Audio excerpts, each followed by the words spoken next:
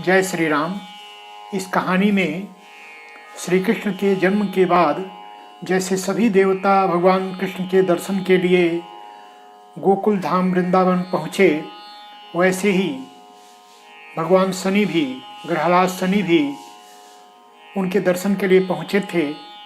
यह सुंदर प्रसंग सबके ध्यान में आता है। आप सबको विदित है, माता यशोदा अपने लाडले कान्हा के दर्शन के लिए आने वाले लोगों को कभी निराश नहीं करती। क्या ग्वाल बाल, क्या ब्रजमंडल के लोग, देवी देवता जो भी आया उन्हें अपने लला का दर्शन कराती। लेकिन दो अवसरों पर वे असहज हो उठी। उन्हें समझ में नहीं आया कि इनका दर्शन कराना चाहिए कि नहीं कराना चाहिए।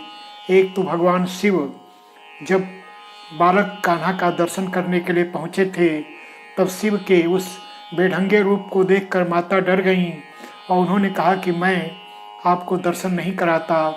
लेकिन शिव के हठ के कारण वे उनका दर्शन कराईं और फिर शिव ने उनका दर्शन कर आशीर्वाद दिया। यह सुंदर प्रसंग कथाओं में, गीतों में उपस्थित होता है।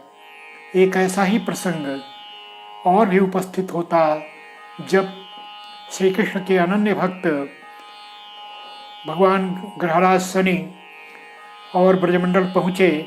यशोदा के द्वार पर जाकर पुकारा कि माता, मुझे लाडले कान्हा का दर्शन करा दो। माता आईं।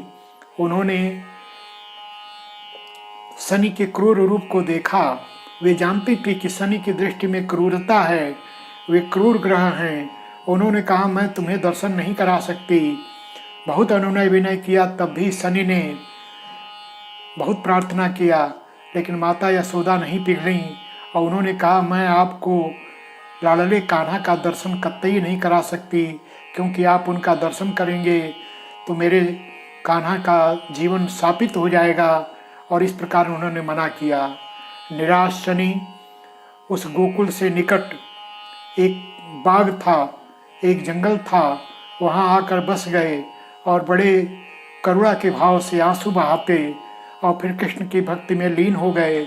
कहा, प्रभु, मैं आपका दर्शन किए बिना तो नहीं जाऊंगा।